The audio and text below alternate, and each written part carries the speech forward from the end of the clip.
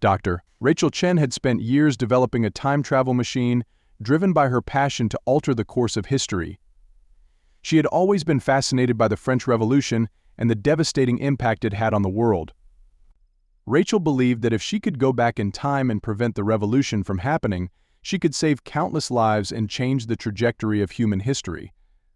Rachael's machine, called the Chrono Displacement Engine CDE, was finally complete.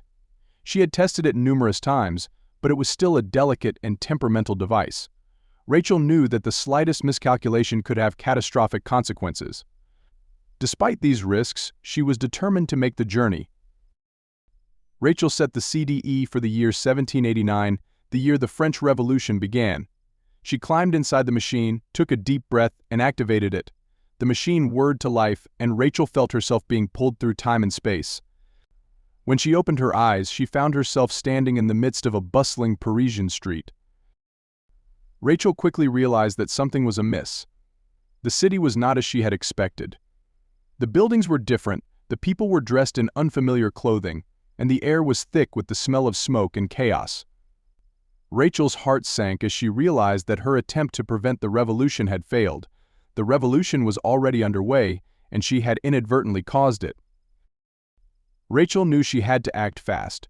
She had to find a way to stop the revolution and restore the original timeline. But how? The CDE was malfunctioning, and Rachael had no idea how to fix it. She was stuck in the past with no way to return to her own time.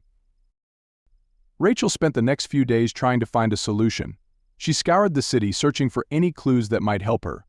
She met with various figures from the time, including the famous philosopher Voltaire, but none of them seemed to know anything about the CDE or how to fix it. As the days turned into weeks, Rachael began to lose hope. She was trapped in the past with no way to escape. The revolution was gaining momentum, and Rachael knew that she had to act quickly to stop it. One day, while exploring the city, Rachael stumbled upon a small, obscure bookshop. The owner, an elderly man named Monsieur Dupont, was an avid collector of rare books and manuscripts. Rachael explained her situation to him, and Monsieur Dupont listened intently. Rachael's heart leapt with hope. She followed Monsieur Dupont to his shop, where he showed her an ancient tome bound in leather. The book was filled with strange symbols and diagrams, but Rachael recognized some of the concepts as being related to time travel. Rachael spent the next few days studying the book, poring over the symbols and diagrams. She was determined to find a solution, and she knew that she had to act quickly. Finally, after weeks of study, Rachael discovered the solution. She used the information from the book to repair the CDE and then set it for her own time. The machine whirred to life, and Rachael felt herself being pulled through time and space once again. When she opened her eyes, she found herself back in her own laboratory.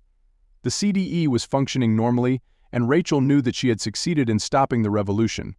She had changed the course of history, and she had saved countless lives.